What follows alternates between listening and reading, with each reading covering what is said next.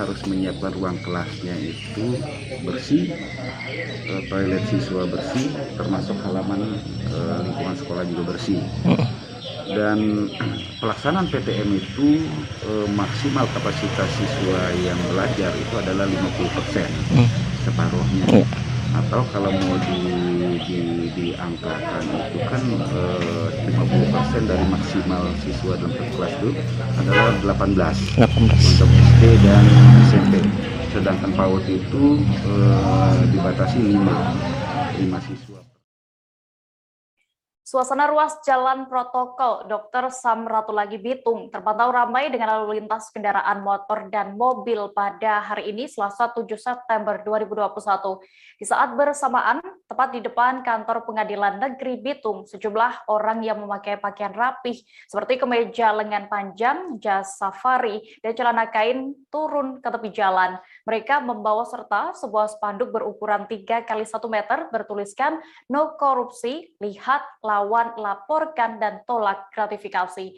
Ternyata mereka merupakan pimpinan dan jajaran kantor Pengadilan Negeri Bitung. Kabar selengkapnya akan disampaikan rekan wartawan dari Tribun Manado, Christian Wayungkere, yang kini sudah terhubung bersama kami.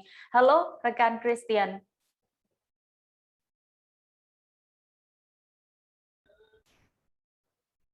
Ya, selamat siang rekan Dea dan Tribuners dimanapun Tribuners dimanapun Anda berada.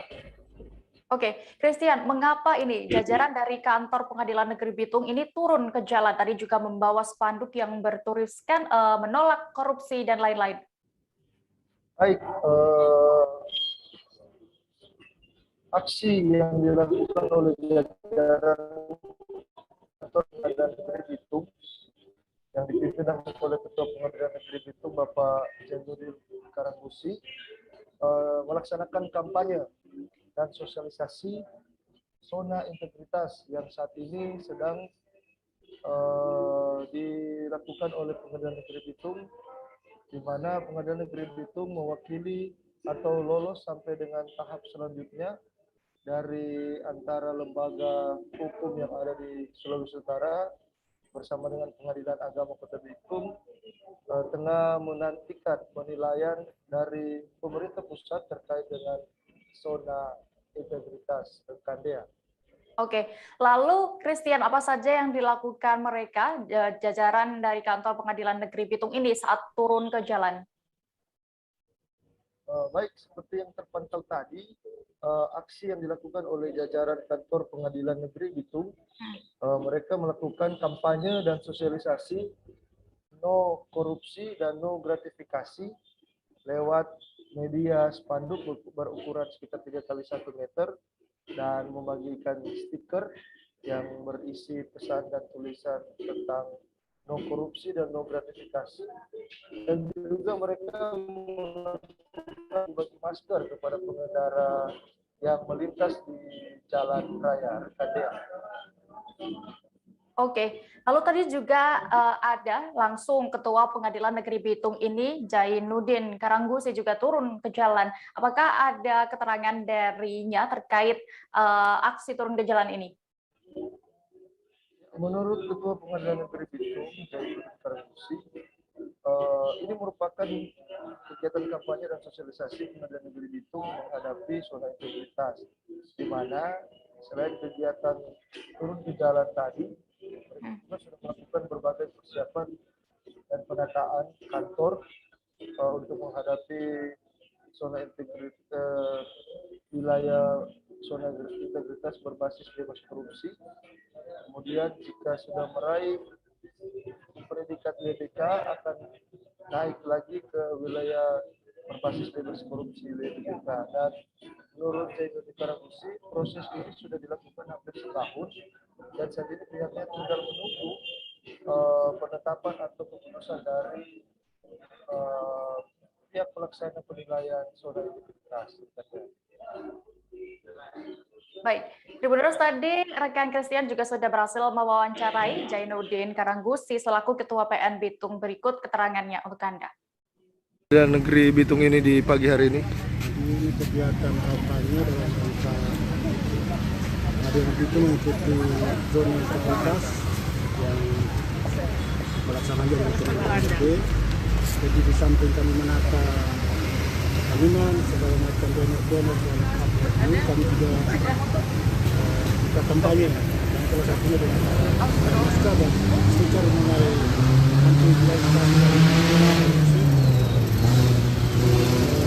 Kebetulan untuk dukungan Mahkamah Agung untuk Sulawesi Utara yang lolos sampai dengan tahapan untuk terakhir dari itu kami bersama dan kami juga minta ke masyarakat mendukung program nasional dalam pemberantasan KKN karena itu untuk kebaikan dan masa depan yang lebih baik bagi kami di Sulu tetap ada aturan-aturan untuk tidak korupsi, tidak memberikan gratifikasi ataupun tindakan-tindakan apapun yang ujung-ujungnya akan merugikan kepada masyarakat.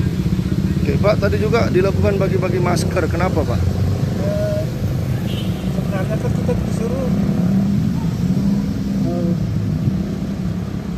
melakukan tindakan untuk merubah pola hidup. Ya, dengan masker itu kan kebiasaan hari-hari, bukan karena COVID kan. Ya, aturan seperti itu karena kita bayar. Dan yang pas dengan itu ya tentu masker. Dan itu ada kegiatan-kegiatan lain yang kami lakukan yang tidak sekedar masker, ada yang kami melakukan bersama dengan kampus-kampus dan yang kita sama-sama berantas. Kami sudah dengan Jawa Saleh, Iya. dengan Tikanya,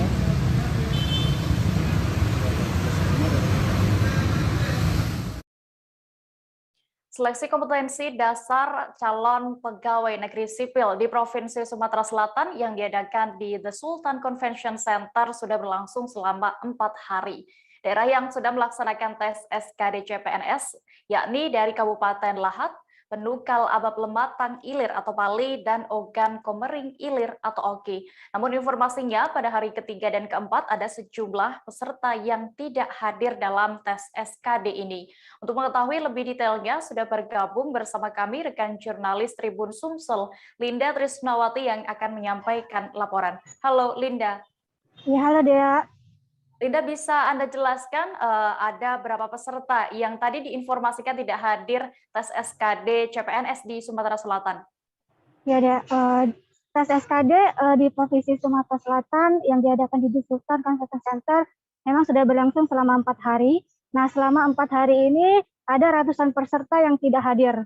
Yaitu di hari pertama dari Kabupaten Lahat totalnya ada 131 orang yang tidak hadir. Lalu di hari kedua dari Lahat dan Pali, totalnya ada 188 orang peserta yang tidak hadir. Kemudian di hari ketiga dari Oki, totalnya ada 107 orang yang tidak hadir. Dan hari ini ada 143 orang yang tidak hadir. Nah, kalau dirata-ratakan, setiap sesinya itu ada 30 peserta yang tidak hadir. Karena untuk SKD sendiri dibagi dalam 3 sesi. Nah, untuk kalau ditotalkan secara keseluruhan itu ada 638 peserta yang tidak hadir untuk tes SKD CPNS ini. Yaitu ada di 2 lokasi, yaitu yang tadi di Sultan Convention Center sebanyak 569 orang, dan di kantor regional 7 BKN Palembang ada 69 orang. Begitu, Dea. Oke, berarti selama sudah 4 hari digelar tes SKD ini, memang sejauh ini di 4 hari itu ada saja peserta yang memang berhalangan untuk hadir ya. Lalu apakah ada informasi kenapa para peserta tes SKD CPNS ini tidak hadir, Linda? Oke, tadi saya sudah sempat mewawancara juga koordinator titik lokasi tes SKD CPNS di Sultan Convention Center, yaitu Andri Hafib. Dia menyatakan belum mengetahui apa penyebab para peserta tes SKD CPNS ini tidak hadir. Namun, memang ada juga beberapa peserta yang dinyatakan positif COVID-19. Nah, dari data yang ada untuk di Sumsel, totalnya ada 22 orang yang dinyatakan positif COVID-19. Begitu, Dea. Oke, lalu dengan yang memang tengah dinyatakan positif COVID-19 yang tidak bisa mengikuti tes kali ini, apakah akan digugurkan atau bisa mengikuti tes susulan nantinya? Oke, Dea. Untuk yang 22 peserta yang dia positif COVID itu, memang dia tidak bisa hadir saat tes untuk sekarang, namun mereka sudah melaporkan ke instansi terkait. Nah, nantinya instansi terkait inilah yang akan berkoordinasi dengan BKN. Nah, kemudian nanti mereka akan dijadwalkan ulang untuk tes SKD CPNS di hari berikutnya. Begitu, Dea. Oke, Tribuners, tadi rekan Linda juga sudah melakukan wawancara bersama Andri Hafif selaku koordinator titik lokasi tes SKD CPNS di Sumsel di The Sultan Convention Center. Berikut keterangan lengkapnya. Jadi teman-teman dari instansi kan sudah melaporkan sebelum pelaksanaan bahwa ini ada yang terkonfirmasi COVID, sudah dilaporkan ke BKN juga, nanti akan dijadwalkan ulang di kantor regional. Kalau Oki ada data belum Pak yang positif berapa? Positif kemarin baru berapa ya? Nanti hanya takut beliau aja. Cek lagi ya. Nah, teman-teman bagian sama-sama takut lah, gitu kan. Yang satu takut menularkan, yang satu lagi yang teman-teman panitia juga nggak mau ketularan, gitu. Makanya mereka lebih baik udahlah saya melapor, saya langsung pulang, daripada nanti menularkan yang lain. Gitu. Oke. Hadir itu sekitar 30-an. Ada 30 yang tidak hadir Pak sekarang? 30 lebih. Per sesi? Atau Sesi. per sesi? Kalau yang sesi pertama 4 orang, gitu kan, karena dia gabung sama Kabupaten Lahat masih. Maaf, sama Pali. Nah, sama Pali dia gabung di sesi pertama hanya 42 orang, tapi 4 orang nggak hadir. 4 orang hadir. Dari mereka sembuhnya kapan, gitu kan? Pada saat mereka sembuh dia harus melampirkan lagi hasil Negatif. PCR-nya. Nah, setelah hasil PCR-nya itu baru dijadwalkannya kapan. Ya, kita lebih menjaga bagaimana nanti teman-teman kami yang panitia aman, peserta juga aman. Kita beralih ke Jawa Tengah, Tribuners. Pemerintah Kota Tegal telah memulai pekerjaan proyek tahap kedua revitalisasi alun-alun Kota Tegal. Proyek tersebut sudah berlangsung sejak Agustus 2021. Kepala Dinas Perumahan dan Kawasan Permukiman Kota Tegal, Eko Setiawan mengatakan revitalisasi alun-alun tahap kedua ini sudah berlangsung sekira 3 minggu. Proyek tersebut pada dasarnya untuk menyempurnakan pekerjaan di tahap pertama. Selengkapnya akan disampaikan rekan jurnalis Tribun Jateng, Fajar Baharudin Ahmad yang kini sudah terhubung bersama kami. Halo rekan Fajar. Ya, halo Dea. Oke, bisa Anda informasikan bagaimana konsep proyek revitalisasi tahap kedua alun-alun Kota Tegal ini? Apakah ada perbedaan dengan yang tahap sebelumnya? Ya, baik Dea. Jadi betul memang pemerintah Kota Tegal sudah memulai proyek revitalisasi tahap kedua alun-alun Kota Tegal. Jadi di tahap kedua ini lebih pada penyempurnaan. Penyempurnaan itu ada 4 pekerjaan. Yang pertama itu penyempurnaan pedestrian ya, atau jogging track yang mengelilingi alun-alun. Jadi untuk konsepnya sebetulnya masih sama. Hanya saja nanti perbedaannya itu di corak dan material yang digunakan. Nah, nanti untuk material jogging track ini akan menggunakan granit ya. Lalu pekerjaan kedua itu di flying deck-nya. Jadi di flying deck-nya itu akan dipasang semacam lapisan kayu yang halus itu yang disebut conwood seperti itu. Lalu penyempurnaan ketiga yaitu di bagian air mancur menarinya. Jadi nanti pompa yang dipasang itu mungkin kekuatannya lebih besar ya. Itu yang disampaikan oleh dinas terkait. Lalu yang keempat ini penyempurnaan sound system. Jadi konsep air mancur menarinya itu diiringi musik dan sound systemnya ini baru akan terpasang di tahap kedua ini. Nah, untuk perbedaan sebetulnya yang tadi seperti saya sampaikan bahwa ini penyempurnaan, bahwa pada tahap pertama ini pekerjaan yang dilakukan oleh pemerintah kota itu lebih kepada struktural. Jadi tahap pertama itu pengerjaan bangunan seperti ada pembuatan flying deck, 2 flying deck itu yang di sebelah utara dan selatan. Lalu ada pembuatan taman bunga yang mengelilingi dan ada juga pembuatan air mancur. Nah, nanti di tahap kedua ini juga oleh pemerintah Kota Tegal akan dilengkapi beberapa fasilitas yang sifatnya estetika, Dea. Jadi ada penambahan kursi-kursi ya untuk pengunjung, lalu lampu-lampu, dan yang terakhir ini akan ada ruang khusus ibu menyusui. Begitu, Dea. Oke, lalu berapa anggaran total dalam proyek revitalisasi alun-alun Kota Tegal ini, Fajar? Nah, dari informasi yang kami dapat dari Kepala Dinas Disperkim Kota Tegal ya, Pak Eko, bahwa anggaran pada tahap kedua ini jauh berbeda dengan tahap 1. Bahwa tahap kedua ini anggaran yang digunakan sekitar 3 miliar pagunya. Nah, jika dibandingkan dengan tahap ke-1 itu anggaran yang digunakan sekitar 10,5 miliar, Dea. Seperti itu. Oke, lalu juga dalam proyek ini sempat ya ada dugaan kasus korupsi. Bagaimana kelanjutannya? Apakah sudah ada informasinya lagi?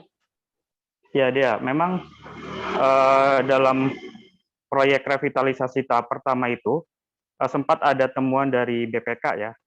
Ada temuan BPK beberapa pekerjaan itu tidak sesuai spek atau barang-barang yang dibeli itu tidak sesuai rencana anggaran belanja, nilainya lebih rendah.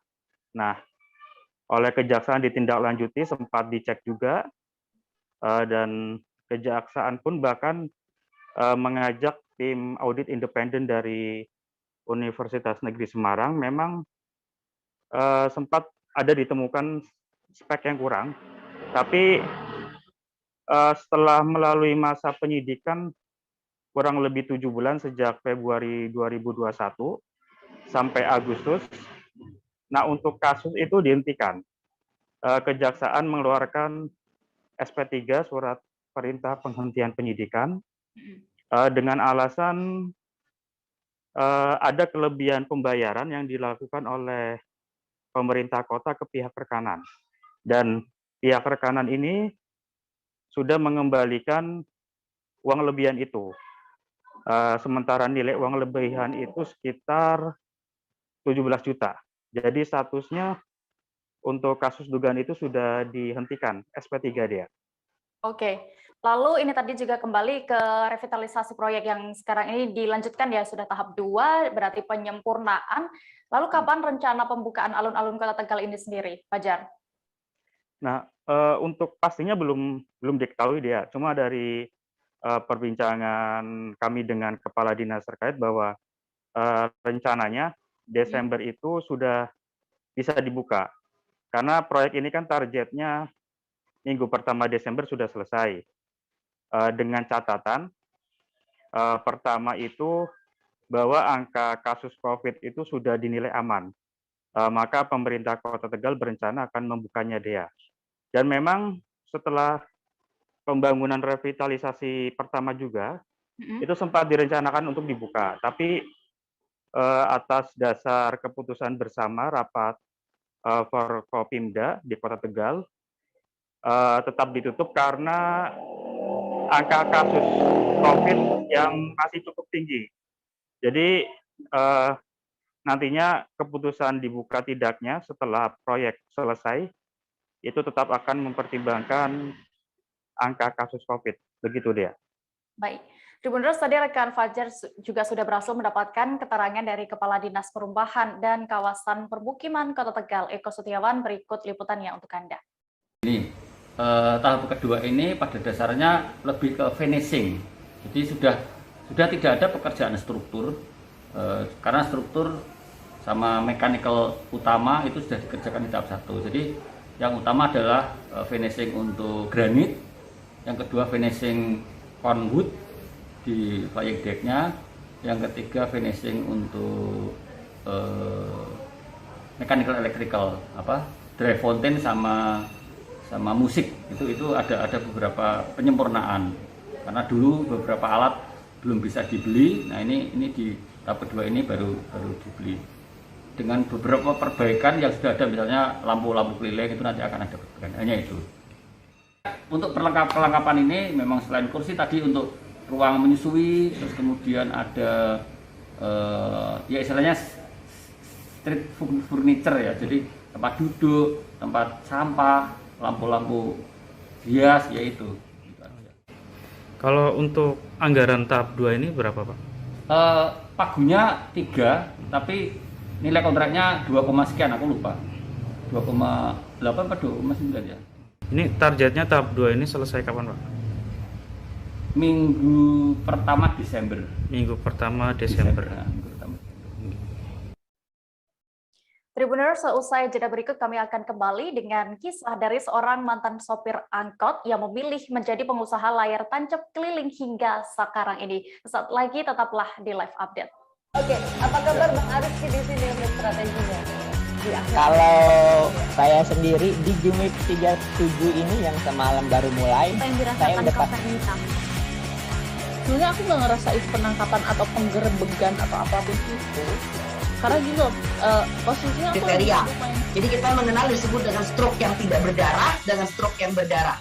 Stroke yang tidak berdarah itu biasanya ditandai dengan adanya penyumbatan. Kalau itu penyumbatan di sini mungkin pikirnya tidak ke situ kali ya. Tapi kalau di Korea atau di Kamboja itu ada beberapa paper yang saya itu Mas, ya, dulunya tukang koran. Oh gitu ya. Tukang koran. Ya, saya baca itu, Pak. Tuh kan, pernah baca kan? Ya. Jadi kalau saya jadi pangdam itu udah bersyukur banget. Si anak ini dijadikan sebagai tersangka begitu.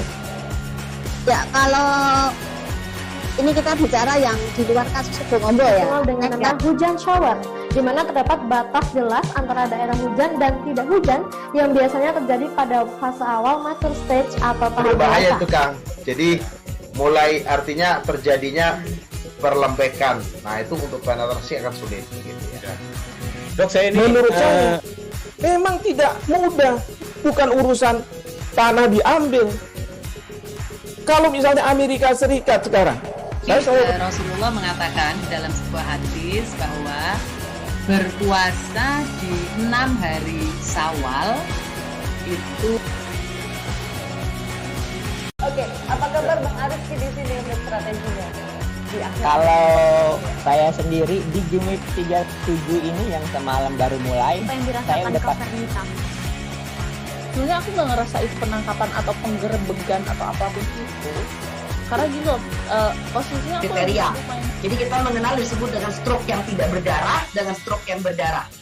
Stroke yang tidak berdarah itu biasanya ditandai dengan adanya penyumbatan. Kalau itu penyumbatan di sini mungkin pikirnya tidak ke situ kali ya. Tapi kalau di Korea atau di Kamboja itu ada beberapa paper yang saya itu Mas, ya, dulunya tukang koran. Oh gitu ya. Tukang koran. Ya, saya baca itu, Pak. Tuh kan, pernah baca kan? Ya. Jadi kalau saya jadi pangdam itu udah bersyukur banget. Si anak ini dijadikan sebagai tersangka begitu.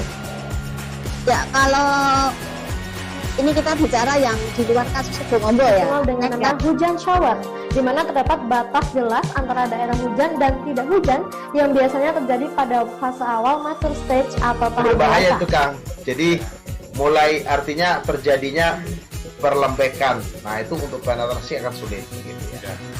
Dok, saya ini menurut saya memang tidak mudah, bukan urusan tanah diambil. Kalau misalnya Amerika Serikat sekarang, Rasulullah mengatakan dalam sebuah hadis bahwa berpuasa di 6 hari Syawal itu. Oke, apa kabar Bang Ariski di sini untuk strateginya? Kalau saya sendiri di Jumip 37 ini yang semalam baru mulai, saya udah pas. Sebenarnya aku nggak ngerasain penangkapan atau penggerebegan atau apapun itu. Karena gitu, posisinya aku kriteria. Jadi kita mengenal disebut dengan stroke yang tidak berdarah dengan stroke yang berdarah. Stroke yang tidak berdarah itu biasanya ditandai dengan adanya penyumbatan. Kalau itu penyumbatan di sini mungkin pikirnya tidak ke situ kali ya. Tapi kalau di Korea atau di Kamboja itu ada beberapa paper yang saya itu Mas, ya, dulunya tukang koran.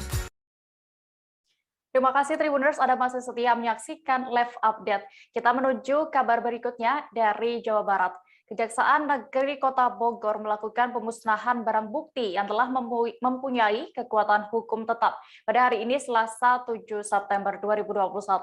Kali ini barang bukti yang dimusnahkan merupakan periode dari bulan Juli 2020 sampai dengan Juli 2021 ini. Kegiatan dilakukan di halaman kantor Kejari Kota Bogor di Jalan Insinyur Haji Juanda. Kepala Kejaksaan Negeri Kota Bogor, Sekti Anggraini mengatakan barang bukti yang dimusnahkan merupakan total dari 145 perkara tindak pidana umum. Informasi lengkapnya akan disampaikan oleh rekan jurnalis Tribun News Bogor, Lingga Arfian, yang kini sudah tersambung bersama kami. Halo, Lingga. Iya, Dea. Lingga, apa saja barang bukti yang dimusnahkan dari periode ini? Ya, Dea dan rekan-rekan Tribuners, tadi baru saja Kejaksaan Negeri Kota Bogor melakukan pemusnahan barang bukti terhadap 145 kasus yang sudah memiliki kekuatan hukum tetap. Ada berbagai barang bukti tindak pidana kriminal umum yang dimusnahkan, diantaranya adalah senjata tajam, kemudian ada narkotika, dan tadi juga ada sejumlah handphone, dan ada juga uang palsu yang berupa lembaran ataupun yang sudah digunting yang kemudian dimusnahkan. Pemusnahan tersebut merupakan kasus dari bulan Juli 2020 sampai dengan periode 2021. Seperti itu, Dea. Oke, lalu Lingga, apakah ada barang bukti hasil kejahatan yang mendominasi pemusnahan kali ini? Ya, Dea, dari sejumlah barang bukti yang dimusnahkan, senjata tajam, kemudian ada beberapa unit handphone dan uang kertas. Yang paling menonjol adalah barang bukti narkoba, karena barang bukti tersebut merupakan barang bukti yang paling banyak. Artinya bahwa tindak pidana kasus pidana umum di Kota Bogor didominasi oleh kejahatan penyalahgunaan narkoba, karena buktinya tadi ada sekitar ribuan gram narkoba jenis sabu, kemudian ganja, dan ada sekitar 400 lebih obat-obatan terlarang, seperti itu. Oke, Lingga, berdasarkan tadi pantauan Anda di lokasi pemusnahan ini, bagaimana teknisnya dan juga apa sebenarnya tujuan dari pemusnahan barang bukti ini? Ya, ada rekan-rekan Tribunus, pemusnahan barang bukti dilakukan dengan cara dibakar untuk barang bukti yang berupa kertas, kemudian berbahan kain, dan tadi yang bahan-bahan yang mudah terbakar langsung dimusnahkan dengan cara bakar yang disiram bensin. Kemudian untuk obat-obatan terlarang serta narkoba jenis lainnya dimusnahkan dengan cara direbus dengan air yang mendidih dengan suhu yang sangat panas, karena untuk menghindari limbah dan penggunaan kembali. Setelah itu untuk senjata tajam itu dan senjata api dimusnahkan dengan cara dipotong ataupun dirusak menggunakan alat keras, seperti itu, Dea. Oke, Tribuners, tadi rekan Lingga sudah mendapatkan keterangan dari Kepala Kejaksaan Negeri Kota Bogor, Sekti Anggraini. Berikut liputan lengkapnya. Pemusnahan barang bukti hari ini. Terima kasih. Hari ini kami mengadakan acara pemusnahan barang bukti yang tidak berkekuatan hukum tetap. Seperti tadi saya sampaikan, kami ini jaksa penuntut umum sekaligus jaksa eksekutor. Jadi kami pelaksana putusan pengadilan. Nah, apabila putusan pengadilan menyatakan bahwa barang bukti itu dirampas untuk dimusnahkan, kami harus memusnahkannya secara nyata, ya, secara sebenar-benarnya. Nanti akan dituangkan di berita acara pemusnahan, dan itu akan menjadi pelengkap administrasi pelaksanaan putusan pengadilan. Jadi hari ini, seperti tadi kita lihat, yang paling banyak memang dan mendominasi di Kota Bogor ini adalah kasus-kasus narkoba. Tadi seperti kita lihat ya, banyak sekali kasus narkoba. Barang buktinya bukan hanya narkobanya, tadi ada handphonenya yang biasa digunakan untuk permufakatan, transaksi, janjian. Nah, ada bom tadi, alat-alat untuk menggunakan atau menghisap, dan banyak lagi. Biasanya juga ada uang hasil penjualan. Nah, kalau uang tadi ada dua macam, ada yang mendominasi tadi adalah uang palsu. Jadi sengaja kami undang bapak-bapak ini yang berkompeten karena yang berkaitan, misalnya ada pisau tadi ya, pisau senjata api, jadi dari Kodim lah yang apa. Aparat kepolisian akhirnya berhasil menciduk pelaku peredaran uang palsu yang selama ini meresahkan warga Kota Samarinda, Provinsi Kalimantan Timur. Unit Jatanras Macan Borneo Satreskrim Polresta Samarinda berhasil menangkap 2 orang pelaku utama. Keduanya diamankan beserta barang bukti pendukung untuk mencetak uang palsu. Mereka kini juga sudah menjalani pemeriksaan intensif oleh pihak kepolisian terkait pemalsuan dan peredaran uang palsu yang mereka lakukan. Detail informasinya akan disampaikan oleh rekan wartawan Tribun Kaltim, Muhammad Fairusani, yang kini sudah bergabung bersama kami. Halo, Fairus. Halo, selamat sore rekan Dea. Ya, rekan Fairus, bisa Anda ceritakan lebih detailnya terkait kronologis penangkapan pengungkapan peredaran uang palsu dan penangkapan kedua pelaku utamanya ini? Ya, sore Tribuners, sore rekan Dea. Untuk kronologi penangkapan 2 pelaku sendiri, kepolisian dari Resort Kota Samarinda awalnya mendapat laporan dari masyarakat bahwa adanya pelaku tindak pidana pencurian kendaraan bermotor awalnya, bukan uang palsu. Namun di saat menciduk kedua pelaku ini yang berinisial SN dan SB dan NA yang sama-sama bekerja sebagai pedagang, polisian menggeledah di salah satu rumah kosnya di Jalan Rapak Indah. Didapati ada barang bukti, yaitu sebuah sepeda motor jenis Honda Vario, dan diamankan oleh kepolisian yang menjadi barang bukti pencurian kendaraan bermotor. Nah, saat kepolisian menggeledah rumah kos tersebut, didapati juga bahwa ada seperangkat alat komputer dan printer, dan didapati juga beberapa lembar uang kertas yang palsu yang diduga diedarkan oleh kedua pelaku ini. Begitu. Lalu sudah ada berapa totalnya jumlah uang palsu yang berhasil diedarkan oleh kedua pelaku ini, dan siapa saja sasarannya, Fairus? Jadi untuk yang sudah diedarkan dari pengakuan pelaku dari interogasi yang sudah dilakukan oleh pihak kepolisian dari unit Jatanras Polresta Samarinda sendiri, ada 30 lembar yang sempat beredar dan menyasar warung-warung kecil di sekitar daerah Kecamatan Sungai Kunjang, Kota Samarinda, Provinsi Kalimantan Timur. Nah, dari 30 lembar itu yang beredar adalah pecahan Rp20.000. Begitu rekan Dea. Oke. Apakah nanti mereka juga akan menyasar yang lainnya atau bagaimana?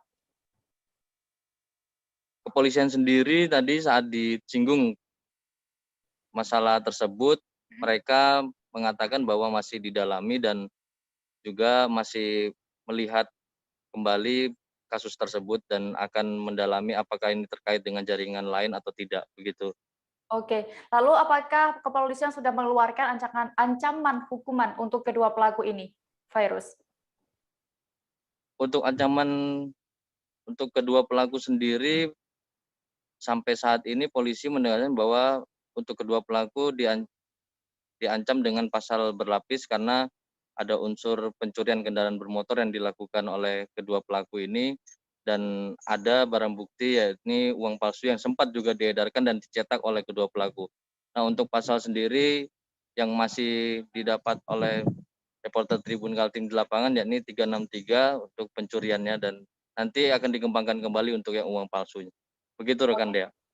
Tribuners, tadi rekan Fairus juga berhasil mendapatkan keterangan dari Kadit Jatanras Polresta Samarinda, Ibda Dovi Ade. Berikut liputannya. Jatanras dan unit Texas gabungan berhasil mengungkap suatu tindak pidana, yaitu pencurian surat dan tindak pidana uang palsu, di mana pelaku ada 2 orang. Yang pertama inisial SB dan kemudian inisial AN. Saya akan jelaskan terlebih dulu dari suratnya, yaitu kami atas dasar laporan polisi LPB nomor 377 tanggal 26 Agustus 2021, tepatnya pukul 3 dini hari, korban memarkir motornya di halaman rumahnya. Kemudian pada pagi harinya korban sudah kehilangan motor tersebut, di mana modus pelaku adalah menduplikat kunci dari motor korban hubungan korban dengan pelaku adalah rekan kerja, yang mana korban adalah atasan dari kedua pelaku. Korban modusnya meminjam motor tersebut, kemudian diduplikat kuncinya, dan pada pagi dini hari pukul 3 subuh tanggal 26 Agustus pelaku melakukan aksinya. Kemudian atas dasar laporan tersebut, rekan-rekan unit Jatapras tim Macan Borneo langsung bergerak cepat dan berhasil mengamankan pelaku di tempat tinggalnya, yaitu di kos-kosannya. Kemudian dari hasil kita melakukan penangkapan dan kita melakukan penggeledahan di rumahnya, kita menemukan beberapa bukti, yaitu uang palsu, yang mana uang palsu tersebut dibuat untuk diedarkan kepada warga kecil. Jadi dari hasil curanmor BB tersebut, yaitu 1 unit motor Vario, kemudian sarana yang digunakan juga. Beralih ke Jawa Barat, Tribuners. Satreskrim Polrestabes Bandung berhasil mengungkap prostitusi online yang dilakukan di sebuah apartemen di Kota Bandung. Dalam pengungkapan kali ini, unit perlindungan perempuan dan anak mengamankan 6 perempuan. Ke-6-nya disebut dijadikan sebagai saksi untuk kasus tersebut. Kepolisian juga mengamankan 1 orang yang diduga menjadi muncikari. Kabar selengkapnya akan disampaikan rekan wartawan dari Tribun Jabar, Nasmi Abdurrahman, yang kini sudah terhubung bersama kami. Halo, rekan Nasmi. Ya, halo, Dea. Oke, bisa Anda informasikan terkait lebih detailnya bagaimana awalnya prostitusi online ini akhirnya bisa terungkap? Ya, selamat sore Dea dan Tribuners. Hari ini Polrestabes Bandung mengungkap praktik prostitusi online yang dilakukan di salah satu apartemen di Kota Bandung. Nah, prostitusi ini terungkap berawal dari informasi warga penghuni apartemen yang mencurigai adanya praktik prostitusi online. Cuman warga baru melapor ke polisi itu sekitar beberapa hari terakhir, kemudian dari informasi warga, polisi melakukan penyelidikan dan didapati prostitusi online di salah satu apartemen. Saat diamankan, polisi membawa 6 orang wanita yang dijadikan sebagai saksi, kemudian salah satu tersangka, pria berinisial FM berusia 20 tahun yang dijadikan tersangka karena berperan sebagai mucikari. Dea. Oke, setelah ini juga berhasil diungkap kasus prostitusi ini dan juga sudah ditetapkan sebagai tersangka. Apakah sudah ada informasi sebenarnya sejak kapan prostitusi online ini berjalan di Kota Bandung? Ya, dari keterangan pelaku, FM mengaku bahwa kegiatan prostitusi online ini sudah berjalan sekitar 1 tahun. Dan setiap wanita oleh FM itu dihargai mulai dari harga 250.000 untuk 1 kali kencan. Dea. Oke, lalu bisa Anda jelaskan lebih detailnya terkait peran pelaku dalam kasus prostitusi online ini? Ya, FM berperan sebagai admin di media sosial. Dia menjadi penghubung antara tamu dengan wanita yang akan diajak berkencan. Nah, FM ini juga menjadi admin dan membalas setiap chat yang masuk. Kemudian dia juga melakukan negosiasi dengan calon tamu jika ingin berkencan dengan wanita tersebut. Nah, dari setiap tamu, FM ini mengaku mendapat mulai dari 50.000 ataupun hanya rokok dari setiap tamu yang datang. Oke, sebenarnya tadi rekan Nasmi sudah melakukan wawancara bersama Kapolrestabes Bandung, Kombes Aswin Sipayung. Berikut keterangan lengkapnya. Polrestabes Bandung telah mengungkap 1 perkara dugaan prostitusi online. Prostitusi online dengan tersangka 1 orang, inisial FM, usia 20 tahun. TKP di apartemen Suite Metro di Jalan Soekarno-Hatta. Nah, ada 4 wanita yang Satreskrim amankan sebagai saksi untuk dalam rangka pembuktian perkara ini. Modusnya seperti apa, Dan? Gimana? Modusnya seperti apa, Dan? Nah, jadi modusnya mereka masuk ke aplikasi WeChat, ya WeChat. Nah, beberapa wanita ini adalah bagian dari grup WeChat-nya. Nah, jadi kami telah penetrasi masuk ke grup, kemudian undercover, kemudian menangkap mereka di apartemen suite Jalan Soekarno-Hatta. Berarti memang langsung antara tersangka ini dengan calon pelanggan atau gimana? Ya, jadi kami anak-anak ini melakukan undercover, kemudian melakukan ingin melakukan mungkin lah seperti biasa ya, mereka mungkin ataupun ingin memakai jasa prostitusi, akhirnya diamankan ke Polres Kabupaten. Pengakuannya sudah berapa lama kan?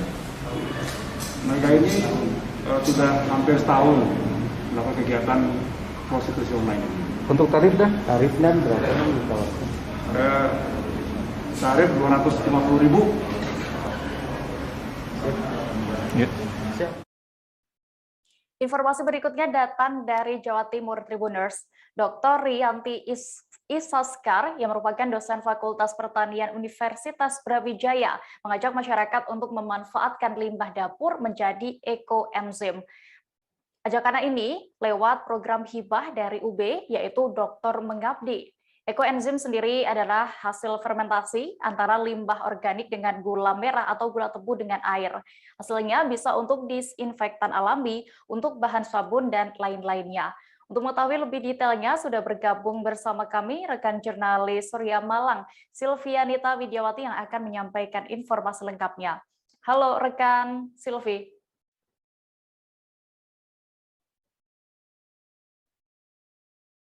Halo Silvi.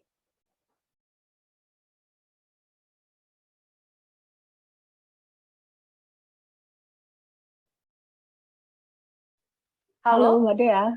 Ya, Silvi bisa Anda informasikan terkait lebih detailnya ajakan pemanfaatan limbah dapur menjadi ekoenzim ini. Bagaimana awalnya? Awalnya biasanya kan ibu rumah tangga itu membuang bekas-bekas sayuran dan buah ya yang ternyata bisa dimanfaatkan untuk ekoenzim.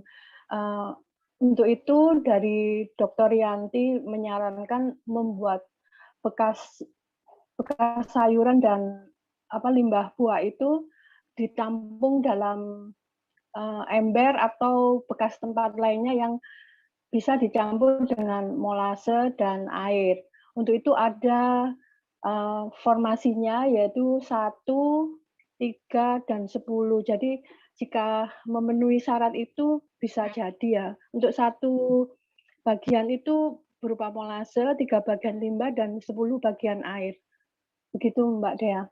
Oke, rekan Silvi tadi juga Anda sudah menemui ya Dr. Rianti sendiri ini. Sebenarnya sejak kapan program ini dilakukan lewat dari Universitas Brawijaya ini?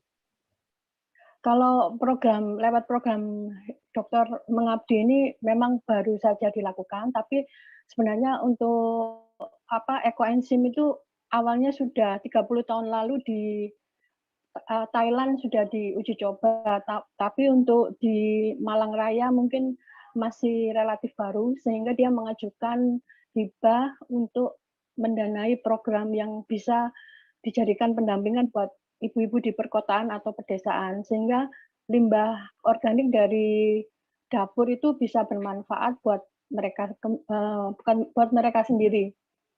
Oke, bisa Anda informasikan lebih detailnya terkait limbah dapur ini dari ekoenzim ini bisa menjadi apa saja?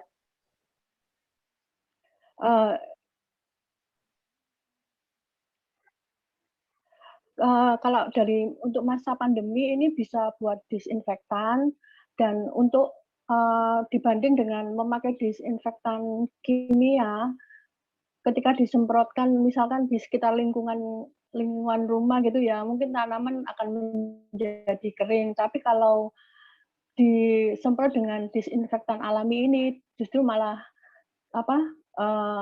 berkembang tanamannya, karena ini juga bisa berfungsi sebagai pupuk cair. Selain itu juga tidak mengandung efek lainnya karena tidak ada zat kimianya. Oke, Tribuners, tadi rekan Silvi juga sudah mewawancarai Dr. Yanti Isaskar, dosen dari Fakultas Pertanian Universitas Brawijaya Malang. Berikut keterangan lengkapnya.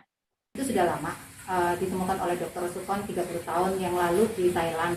Geraknya itu bermula dari menghasilkan pupuk organik cair untuk pertanian organik. Semakin ke sini, itu dikembangkan oleh Dr. Joen, ahli neuropati di Malaysia. Kemudian pemanfaatannya jadi sangat luas dan kemudian masuk ke Indonesia, dan saya juga dikenalkan di Indonesia. Kita sudah punya grup ekoenzim yang ada di beberapa wilayah dan juga di Malang Raya. Dan kita mencoba, karena gerakan ini adalah gerakan banyak relawan, mencoba ke kampus untuk menawarkan gerakan ini menjadi satu gerakan yang kemudian bisa teman-teman kampus akademisi itu bisa juga terlibat melihat aspek-aspek akademisi yang kayaknya menarik tuh kalau dikaji lebih dalam. Kita ngajukan hibah supaya bisa mendapatkan pendanaan, dan alhamdulillah tahun ini kita dapat pendanaan hibah Dr. Mengabdi yang kemudian membawakan konsep program pendampingan kepada ibu-ibu pedesaan dan juga perkotaan untuk mengolah sisa dapur ya, dari sayur dan buah yang masih segar sebenarnya. Kulitnya, batangnya itu bisa kita kemudian dampingi untuk mengurangi sampah organik. Hujan deras yang mengguyur wilayah Bogor, Jawa Barat membuat aliran sungai Cidurian meluap pada Senin 6 September kemarin. Akibatnya sejumlah kecamatan yang dilintasi sungai tersebut pun terdampak luapan air. Puluhan kepala keluarga kini masih terisolir pasca terjadinya bencana tersebut. Pasalnya jalan satu-satunya menuju luar desa melalui jembatan terputus seusai dihajar banjir bandang Sungai Cidurian. Detail informasinya akan disampaikan langsung oleh rekan wartawan Tribun News Bogor, Yudhistira, yang kini sudah bergabung bersama kami. Halo, rekan Yudhis. Ya, selamat sore, Dea. Oke, bisa Anda jelaskan kronologi lengkapnya terkait bencana banjir bandang di wilayah tersebut? Ya, baik, saya dapat diinformasikan bahwa saat ini saya berada di Kampung Parung Sapi, Desa Sawakalong, Kecamatan Jasinga, Kabupaten Bogor, di mana kemarin tepatnya pukul 17 waktu Indonesia bagian Barat, hujan deras menerjang wilayah tersebut, sehingga mengakibatkan luapan air Sungai Cidurian melimpah dan juga naik ke beberapa rumah warga yang menyebabkan beberapa rumah warga mengalami rusak berat, dan seperti di belakang saya ini merupakan salah satu rumah warga yang terdampak dan juga kini telah dievakuasi oleh petugas gabungan ataupun tim SAR dari BPBD Kabupaten Bogor, Tagana, dan lainnya, begitu dia. Oke, lalu apakah memang wilayah yang dekat dengan Sungai Cidurian ini memang langganan diterjang banjir bandang, Yudhis? Ya baik, saya berdasarkan data yang saya peroleh, memang banjir di wilayah ataupun di desa Sawakalong ini merupakan kejadian yang kedua kalinya. Sebelumnya kejadian serupa telah menimpa desa Sawakalong ini, tepatnya di Kampung Parung Sapi, pada awal tahun 2020 yang lalu, dan juga dapat diinformasikan bahwa jembatan yang rusak ini merupakan jembatan yang dibangun secara swadaya oleh masyarakat, dan juga tadi juga Bupati Bogor Ade Yasin langsung melakukan peninjauan langsung ke lokasi tempat kejadian ataupun pasca terjadinya banjir bandang, dan Bupati Bogor tadi mengatakan bahwa akan segera menggerakkan tim untuk melakukan investigasi terkait aliran Sungai Cidurian, dan juga akan melakukan perbaikan kepada rumah warga dan juga fasilitas lainnya, dia. Oke, informasinya juga sampai saat ini warga yang terdampak masih terisolir ya karena jembatan terputus. Ada berapa totalnya yang masih terisolir? Baik, ya, berdasarkan data yang saya peroleh bahwa sebanyak 22 kepala keluarga terisolir dan enggan dievakuasi, dan tercatat hanya 2 kepala keluarga yang mau dievakuasi, itu pun lantaran karena rumahnya mengalami kerusakan yang cukup parah. Kendati demikian, secara persuasif pemerintah setempat terus mengajak agar masyarakat mau untuk sementara waktu ini dievakuasi ataupun direlokasi begitu, mengingat cuaca di Kabupaten Bogor ini curah hujannya saat ini begitu tinggi, Dea. Baik, terima kasih rekan jurnalis Tribun News Bogor, Yudi Stira, melaporkan langsung dari Bogor. Selamat kembali bertugas. Kita beralih ke informasi berikutnya, Tribuners. Seorang mantan sopir angkot bernama Nur Ian kini masih bertahan menjadi pengusaha layar tancap di tengah era serba digital. Informasinya, sejak kecil ia memang hobi menonton film lawas di layar tancap. Dan ketika dewasa, Ian pun ingin memiliki proyektor film sendiri. Ia akhirnya memutuskan untuk berhenti sebagai sopir angkot demi menjadi pengusaha layar tancap. Kisah selengkapnya akan disampaikan rekan jurnalis Tribun Jakarta, Satrio Sarwo Trengginas, yang kini sudah terhubung bersama kami. Halo, Satrio. Ya, baik. Halo. Satrio, bisa Anda ceritakan sebenarnya sudah berapa lama Ian ini menjadi pengusaha layar tancap? Bagaimana awalnya? Seperti apa? Ya, baik. Jadi Nur Ian ini merupakan salah satu pengusaha layar tancap di wilayah Tangerang Selatan yang masih bertahan sampai saat ini. Yang ini mulai merintis usaha layar tancap dengan mengumpulkan film-film seluloid, film-film lawas. Kemudian memang berawal dari hobinya, ia mulai terjun total menggeluti usaha layar tancap ini sejak tahun 2005, gitu. Oke, Satrio. Informasinya memang Ian ini awalnya seorang sopir angkot ya, yang kemudian memilih menjadi pengusaha layar tancap ini. Lalu dia dari mana bisa mendapatkan alat-alat proyektor ini?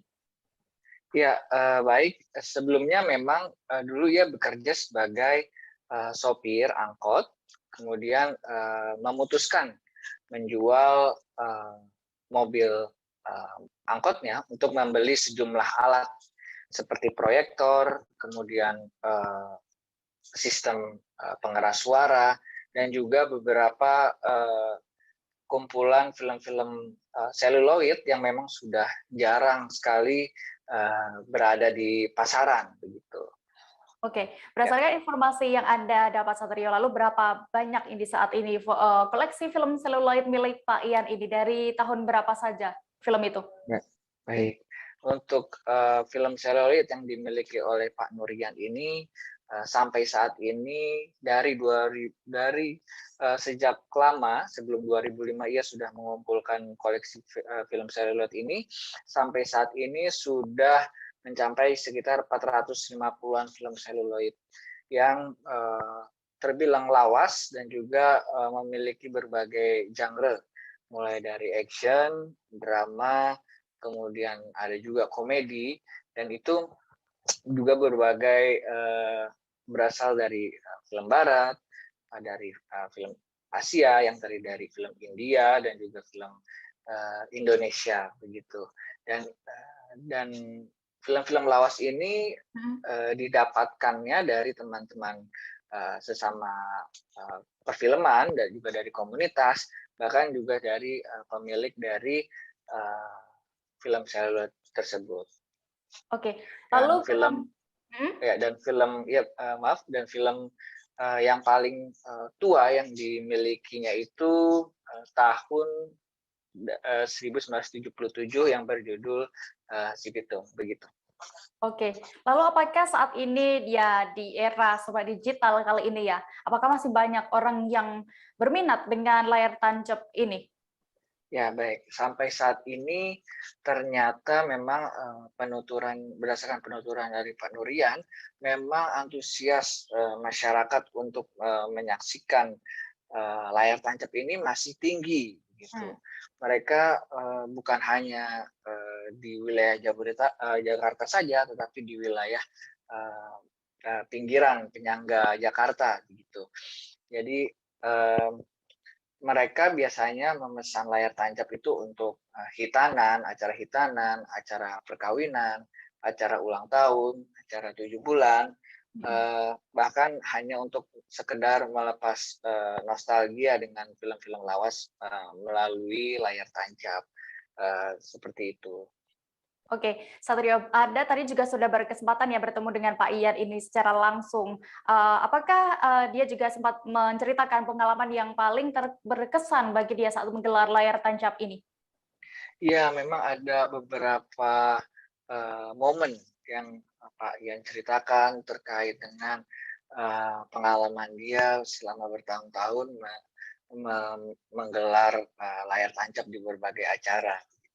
Nah, beberapa momen yang dia ceritakan itu diantaranya ketika ia mendatangi wilayah yang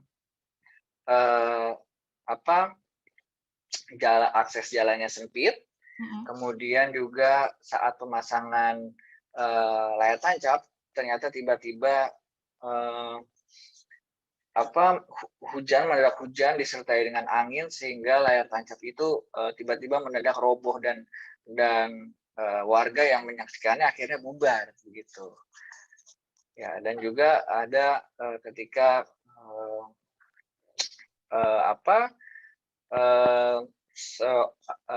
ketika akses jalan yang sempit, alat-alat sulit untuk dilalui dengan mobil, kemudian kru film itu memasukkan atau meletakkan beberapa alat proyektor ke dalam gerobak dan didorong ke lokasi acara tersebut. Begitu.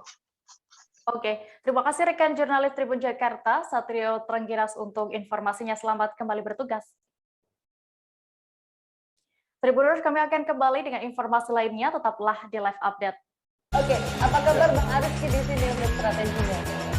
Kalau saya sendiri di Gimik 37 ini yang semalam baru mulai, saya udah sebenarnya aku nggak ngerasa itu penangkapan atau penggerbegan atau apapun itu, karena gitu posisinya aku kriteria. Jadi kita mengenal disebut dengan stroke yang tidak berdarah dengan stroke yang berdarah. Stroke yang tidak berdarah itu biasanya ditandai dengan adanya penyumbatan. Kalau itu terjadi di sini mungkin pikirnya tidak ke situ kali ya, tapi kalau di Korea atau di Kamboja itu ada beberapa paper yang saya itu Mas, ya, dulunya tukang koran. Oh gitu ya. Tukang koran. Ya, saya baca itu Pak. Tuh kan pernah baca kan? Ya. Jadi kalau saya jadi pangdam itu udah bersyukur banget. Si anak ini dijadikan sebagai tersangka begitu. Ya, kalau ini kita bicara yang di luar kasus Sebongombo ya. Dengan nama hujan shower, di mana terdapat batas jelas antara daerah hujan dan tidak hujan yang biasanya terjadi pada fase awal mature stage atau tahap berbahaya itu Kang. Jadi mulai artinya terjadinya perlembekan. Nah itu untuk penetrasi akan sulit. Gitu ya. Dok, saya ini menurut saya memang tidak mudah, bukan urusan tanah diambil. Kalau misalnya Amerika Serikat sekarang, Rasulullah mengatakan dalam sebuah hadis bahwa berpuasa di 6 hari Syawal itu. Oke, apa kabar Bang Ariski di sini untuk strateginya? Kalau saya sendiri di Gimik 37 ini yang semalam baru mulai, saya udah sebenarnya aku nggak ngerasa itu penangkapan atau penggerbegan atau apapun itu, karena gitu posisinya aku kriteria. Jadi kita mengenal disebut dengan stroke yang tidak berdarah dengan stroke yang berdarah. Stroke yang tidak berdarah itu biasanya ditandai dengan adanya penyumbatan. Kalau itu terjadi di sini mungkin pikirnya tidak ke situ kali ya, tapi kalau di Korea atau di Kamboja itu ada beberapa paper yang saya itu Mas, ya, dulunya tukang koran. Oh gitu ya. Tukang koran. Ya, saya baca itu Pak. Tuh kan pernah baca kan? Ya. Jadi kalau saya jadi pangdam itu udah bersyukur banget. Si anak ini dijadikan sebagai tersangka begitu. Ya, kalau ini kita bicara yang di luar kasus Sebongombo ya. Dengan nama hujan shower, di mana terdapat batas jelas antara daerah hujan dan tidak hujan yang biasanya terjadi pada fase awal mature stage atau tahap berbahaya itu Kang. Jadi mulai artinya terjadinya perlembekan. Nah itu untuk penetrasi akan sulit. Gitu ya. Dok, saya ini menurut saya memang tidak mudah, bukan urusan tanah diambil. Kalau misalnya Amerika Serikat sekarang, Rasulullah mengatakan dalam sebuah hadis bahwa berpuasa di 6 hari Syawal itu. Oke, apa kabar Bang Ariski di sini untuk strateginya? Kalau saya sendiri di Jumip 37 ini yang semalam baru mulai, saya udah pas. Sebenarnya aku nggak ngerasain penangkapan atau penggerebegan atau apapun itu. Karena gini loh, posisinya aku kriteria. Jadi kita mengenal disebut dengan stroke yang tidak berdarah dengan stroke yang berdarah. Stroke yang tidak berdarah itu biasanya ditandai dengan adanya penyumbatan. Kalau itu terjadi di sini mungkin pikirnya tidak ke situ kali ya. Tapi kalau di Korea atau di Kamboja itu ada beberapa paper yang Saya itu Mas, dulunya tukang koran. Oh gitu ya. Tukang koran. Ya, saya baca itu Pak. Tuh kan, pernah baca kan? Jadi kalau saya jadi pangdam itu udah bersyukur banget. Si anak ini dijadikan sebagai tersangka begitu. Ya, kalau ini kita bicara yang di luar kasus Sebongombo ya. Dengan nama hujan shower, di mana terdapat batas jelas antara daerah hujan dan tidak hujan yang biasanya terjadi pada fase awal mature stage atau tahap Berbahaya dewasa. itu Kang. Jadi mulai artinya terjadinya perlembekan. Nah itu untuk penetrasi akan sulit. Gitu ya. Dok, saya ini menurut saya memang tidak mudah, bukan urusan tanah diambil. Kalau misalnya Amerika Serikat sekarang, Rasulullah mengatakan di dalam sebuah hadis bahwa berpuasa di 6 hari Syawal itu. Oke, apa kabar Bang Arifki di sini untuk strateginya? Kalau saya sendiri di Jumip 37 ini yang semalam baru mulai, saya udah pas. Sebenarnya aku nggak ngerasain penangkapan atau penggerebegan atau apapun itu. Karena gini loh, posisinya aku kriteria. Jadi kita mengenal disebut dengan stroke yang tidak berdarah dengan stroke yang berdarah. Stroke yang tidak berdarah itu biasanya ditandai dengan adanya penyumbatan. Kalau itu terjadi di sini mungkin pikirnya tidak ke situ kali ya. Tapi kalau di Korea atau di Kamboja itu ada beberapa paper yang Saya itu Mas, dulunya tukang koran. Oh gitu ya. Tukang koran. Ya, saya baca itu Pak. Tuh kan, pernah baca kan? Jadi kalau saya jadi Kembali di live update, kita menuju informasi berikutnya Tribuners. Jembatan Muhara yang berada di Kecamatan Lebak Gedong, Kabupaten Lebak, Banten kembali reok pada hari ini Selasa 7 September. Tidak ada korban jiwa yang terjadi pada saat jembatan ini roboh. Namun kejadian ini menjadikan aktivitas masyarakat kembali terganggu. Pasalnya jembatan ini merupakan penghubung antara Kecamatan Cipanas dengan Lebak Gedong. Informasi lengkapnya akan disampaikan oleh rekan jurnalis Tribun Banten, Martin Ronaldo yang kini sudah tersambung bersama kami. Halo Martin. Selamat sore Dea dan Tribuners. Ya, rekan Martin, apa sebenarnya yang menyebabkan jembatan Muhara ini kembali putus? Iya, Dea dan para Tribuners yang ada di Indonesia, jembatan Muhara yang berada di Kecamatan Lebak Gedong, Kabupaten Lebak, Banten, kembali terputus pada kemarin sore akibat intensitas hujan yang memang cukup tinggi pada kemarin hari yang mengguyur Kabupaten Lebak dan wilayah-wilayah yang ada di Lebak itu sendiri. Selain itu juga memang penyebab dari terputusnya jembatan Muhara yang memang menghubungkan akses untuk ke tempat wisata yang memang cukup populer di Kabupaten Lebak, yakni tempat wisata Negeri di Atas Awan, lantaran kiriman air rob yang berasal dari Kabupaten Bogor, tepatnya dari Sungai Cidurian yang mengaliri Kabupaten Bogor hingga ke daerah Lebak dan sekitarnya. Ya. Oke, lalu Martin, apakah sudah ada respons dari pemerintah Kabupaten Lebak ini dalam penanganan putusnya jembatan?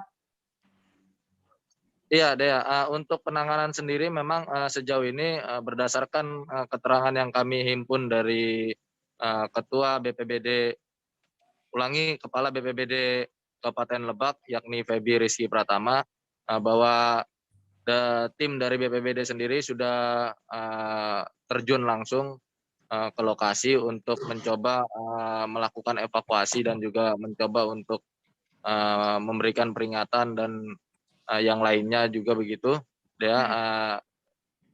Tetapi memang keterbatasan kewenangan juga memang bahwa jembatan Muara yang berada di Lebak Gedong ini sendiri memang sedang dalam progres pembangunan yang memang dijalankan oleh Dinas PUPR Provinsi Banten. Ya, jadi memang untuk penanganan ataupun upaya untuk menyambungkan kembali jembatan yang sempat terputus, memang sampai sejauh ini masih menunggu dari Provinsi Banten, Dinas PUPR Provinsi Banten untuk tindak lanjutnya begitu dia.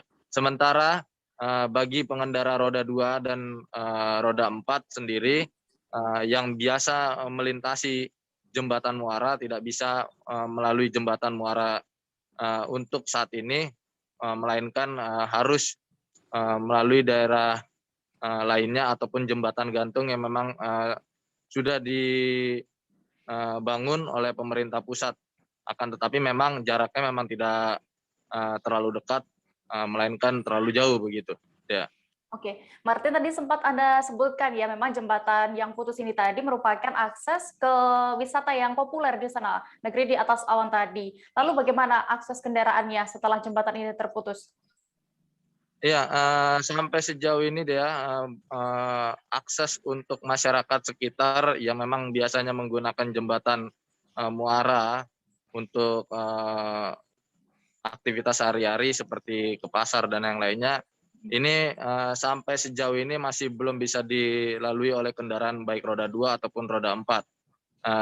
Dan masyarakat itu sendiri dialihkan ataupun disarankan untuk melalui jalan lainnya yang memang berada di Lebak Gedong itu sendiri untuk bisa berpergian ataupun melakukan aktivitas seperti biasanya dia. Oke, Tribuners, maksud kami terima kasih rekan jurnalis Tribun Banten Martin Ronaldo untuk laporannya. Selamat kembali bertugas. Kita menuju ke informasi berikutnya, Tribuners. Rumah di Lampung Utara rusak akibat angin kencang disertai hujan pada pukul 1 siang pada Senin 6 September kemarin. Peristiwa tersebut terjadi tepatnya di Dusun 2, Desa Punggung Lama, Kecamatan Abung Timur, Lampung Utara. Hamka yang merupakan seorang warga mengatakan dampak dari angin kencang ini adalah merusak bagian atap rumah. Dilaporkan tak ada korban jiwa dalam musibah ini, namun warga mengalami sejumlah kerugian. Kabar selengkapnya akan disampaikan rekan wartawan dari Tribun Lampung, Anung Bayu Ardi, yang kini sudah terhubung bersama kami. Halo rekan Anung. Rekan Dea, selamat sore untuk Tribuners di Indonesia juga. Anung, bisa Anda ceritakan detailnya kronologi kejadian musibah angin kencang ini? Di mana saja lokasi yang terdampak? Ya, rekan Dea. Lokasi yang terdampak ini di Kecamatan Abung Timur, tepatnya di 2 desa, yaitu Desa Banjar Agung dan Desa Punggung Lama. Pada saat itu memang kondisi saat hujan cukup lebat, kemudian disertai angin kencang.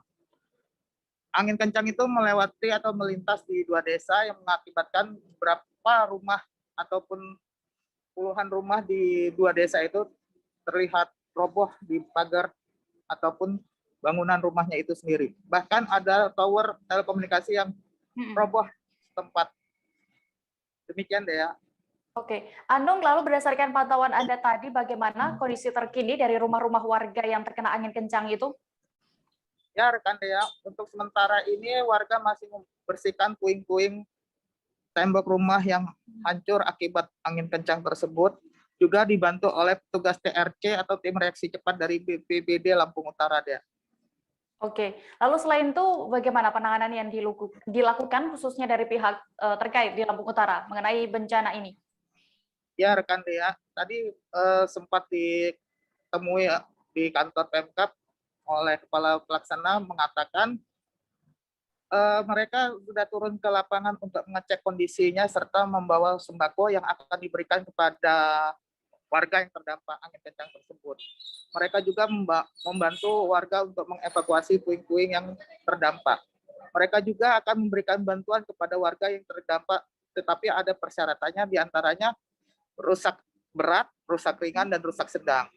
Rusak berat ini akan diberikan santunan atau uang bantuan sebesar 15 juta, rusak sedang diberikan bantuan 10 juta, dan rusak ringan diberikan bantuan 7,5 juta, rekan Dea. Baik, Tribuners, tadi rekan Anung sudah melakukan wawancara bersama Kepala Pelaksana BPBD Lampung Utara, Nozi Evialis. Berikut keterangan lengkapnya. turun ke lapangan bantuan sembako, dan biasanya kita lihat data ada kalau ada kerusakan ringan, kerusakan sedang, kerusakan berat, ada bantuan. Ini memang perlu proses seperti yang pernah terjadi di barat, kemudian Sungai Barat, gitu kan, Beliau sudah kita salurkan bantuan antara kisaran 7,5 juta sampai 20 juta. Tapi itu ada kriteria khusus untuk bisa menikmati. Lokasinya di mana aja Pak yang terkena angin kencang? Mereka lagi turun pagi. Saya belum dapat laporan resmi. Nah, kalau informasi yang kamu terima sendiri berapa jumlahnya? Saya dari medsos, belum ada resminya, belum ada. Laporan resminya belum ada dari camat, dari lurah. Makanya pagi ini turun. Gitu loh, langsung saya perintahkan jam 8 tadi. Tapi langkah kita sudah memberikan bantuan ya Bang? Itu tadi saya bilang, sudah ke sana turun, bawa sembako, mendata, apakah masuk kriteria untuk diberikan bantuan berupa uang atau tidak, kan nanti dari timnya. Kalau kriteria untuk dapat bantuan uang itu kriteria apa yang tangannya aja? Ada kerusakan ringan, kerusakan sedang, kerusakan berat terhadap keputusan bupati. Kriterianya saya nggak tahu rincian.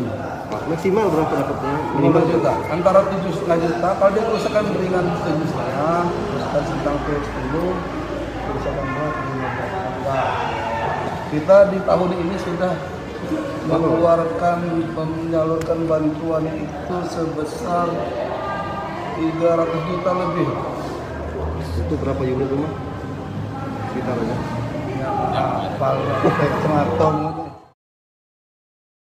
Beralih ke kabar berikutnya, Kota Ambon sempat diguyur hujan dan angin kencang pada hari ulang tahun ke-446 yang jatuh pada hari ini Selasa 7 September.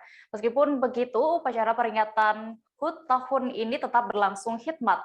Upacara ini dihelat secara terbatas yang dimulai dari pukul 11 waktu Indonesia Timur di Lapangan Merdeka, Kota Ambon. Untuk mengetahui lebih detailnya, sudah bergabung bersama kami rekan jurnalis Tribun Ambon, Tanita Patiasina yang akan menyampaikan laporan. Halo Tanita. Halo rekan Dea, halo Tribuners. Rekan Tanita, bisa Anda gambarkan bagaimana tadi jalannya upacara hari ulang tahun ke-446 Kota Ambon? Baik Dea dan Tribuners, hari ini adalah upacara peringatan hari ulang tahun Kota Ambon ke-446. Dan dilaksanakan di Lapangan Merdeka Kota Ambon. Dan hari ini memang hujan mengguyur Kota Ambon seharian dari sebelum upacara peringatan hingga berakhirnya upacara juga tetap masih diguyur hujan. Dan meskipun demikian upacara sebenarnya berlangsung dengan hikmat.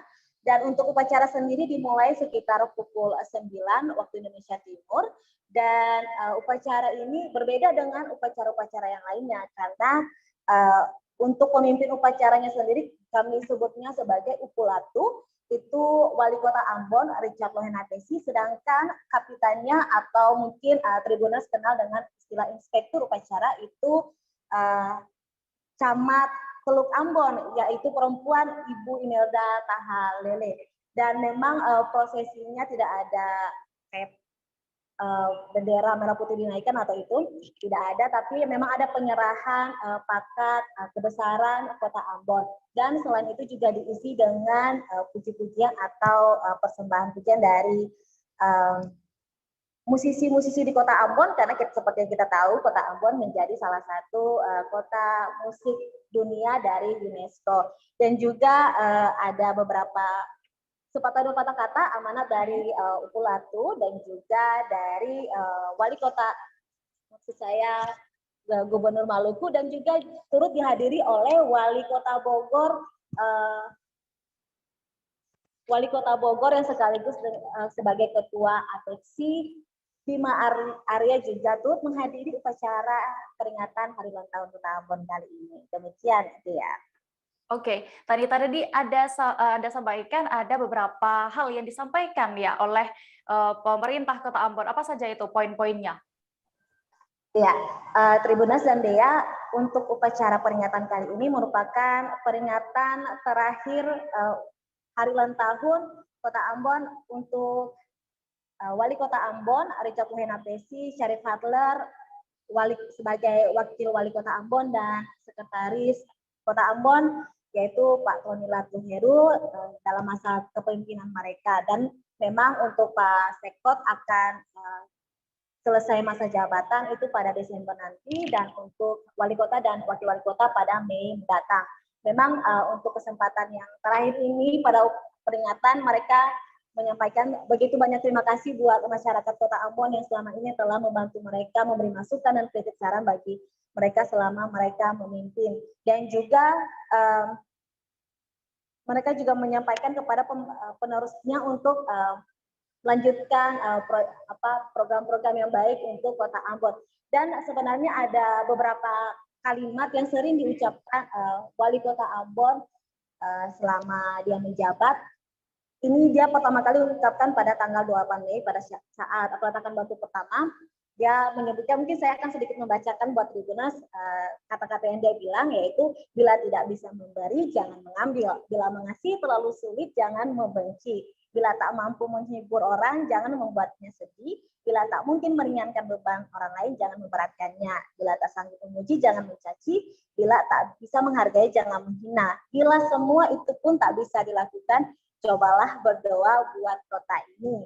Hanya dengan begitu, Lohana Pesi percaya ke depannya Ambon pasti lebih baik. Itu harapan dan doanya bagi warga kota Ambon. Begitu deh ya. Oke, Tanita, bisa Anda informasikan tadi keunikan lain di perayaan HUT kali ini, tahun ini? Baik, untuk kali ini memang tidak seperti biasanya 2 tahun sebelumnya sebelum pandemi, karena kalau 2 tahun sebelumnya itu banyak sekali lomba-lomba yang dilakukan oleh pemerintah Kota Ambon, seperti lomba jalan baris, kemudian ada baris empang juga dilakukan, ya banyak sekali. Tapi untuk kali ini memang dibuat simple tapi bermakna. Dan salah satunya yang unik, mungkin tadi saya jelaskan bahwa ada pengiringan bendera logo kebesaran Kota Ambon itu diiringi dengan tarian cakalele. Seperti yang kita tahu bahwa tari cakalele merupakan tarian khas Kota Ambon, Maluku, dan juga itu ada di belakangnya, jadi ada 2 baris. Di depan itu tarian cakalele, di belakangnya adalah pemuda-pemudi Kota Ambon, istilahnya Jojaro Mongare. Ada 4 baris, 4 di sebelah kiri, 4 di sebelah kanan, dan di tengah-tengahnya yang membawa bendera ada 6 orang. Jadi seolah melambangkan hari ulang tahun Kota Ambon ke-446. Selain itu juga, dan kali ini mereka mendekorasi tribun lapangan Merdeka Kota Ambon dengan benteng Victoria. Benteng Victoria ini menjadi salah satu benteng tertua di Kota Ambon, dan saat ini sedang dalam proses pengembalian ke tangan pemerintah Kota Ambon, karena memang benteng Victoria ini berada di daerah Kodam 16 Patimura, dan memang pemerintah Kota Ambon sedang berusaha untuk memperjuangkan agar pemerintah Kota Ambon bisa mengelola benteng tersebut. Selain itu juga mungkin inspektur upacara yang tadi saya sudah sebutkan ya, Upulatu, karena memang kalau di Kota Ambon ini, selain di Kota Ambon ya, di Maluku khususnya itu ada istilah desa dan negeri. Ini saya jelaskan sedikit untuk sepengetahuan Tribuners bahwa desa itu negeri sama dengan desa. Bedanya adalah desa kalau dipimpin oleh kepala desa, sedangkan negeri dipimpin oleh raja. Dan memang ini masih terus dibudayakan oleh pemerintah di Provinsi Maluku. Demikian yang bisa saya sampaikan, Deang. Baik, terima kasih rekan jurnalis Tribun Ambon, Tanita Patiasina, selamat kembali bertugas. Kita beralih ke Jawa Barat, Tribuners. Sejumlah personel di Polairut Polda Jawa Barat mendatangi PMI Kabupaten Cirebon di Jalan Otista, Kecamatan Weru, Kabupaten Cirebon pada hari ini, Selasa 7 September. Mereka tampak memasuki ruangan unit transfusi darah atau UTD PMI Kabupaten Cirebon, kemudian mengikuti serangkaian pemeriksaan. Rupanya, para personel yang merupakan penyintas COVID-19 tersebut hendak mendonorkan plasma darahnya untuk membantu pengobatan pasien terpapar virus corona. Selengkapnya akan disampaikan rekan jurnalis Tribun Cirebon, Ahmad Imam Bayhaqi, yang kini sudah terhubung bersama kami. Halo rekan Imam. Ya, halo Dea. Rekan Imam, bisa Anda informasikan lebih detailnya berapa personel di Polda Jabar yang kali ini menjadi pendonor plasma konvalesen? Ya, pada pagi tadi terdapat 22 personel Direktorat Polairut Polda Jawa Barat yang mendonorkan plasma konvalesen. Sebelumnya ada 24 personel yang mengikuti pemeriksaan sebelum mendonorkan plasma konvalesen. Namun 2 diantaranya dinyatakan kondisi kesehatannya kurang memenuhi sehingga tidak dapat menjadi pendonor plasma konvalesen. Pada Senin pagi, para personil yang mendonorkan plasma konvalesennya ada 22 orang. Dan mereka diambil plasma konvalesennya sebanyak 600 cc, demikian ya. Oke, lalu memang sejauh ini bagaimana dengan persediaan plasma konvalesen di PMI Kabupaten Cirebon sendiri?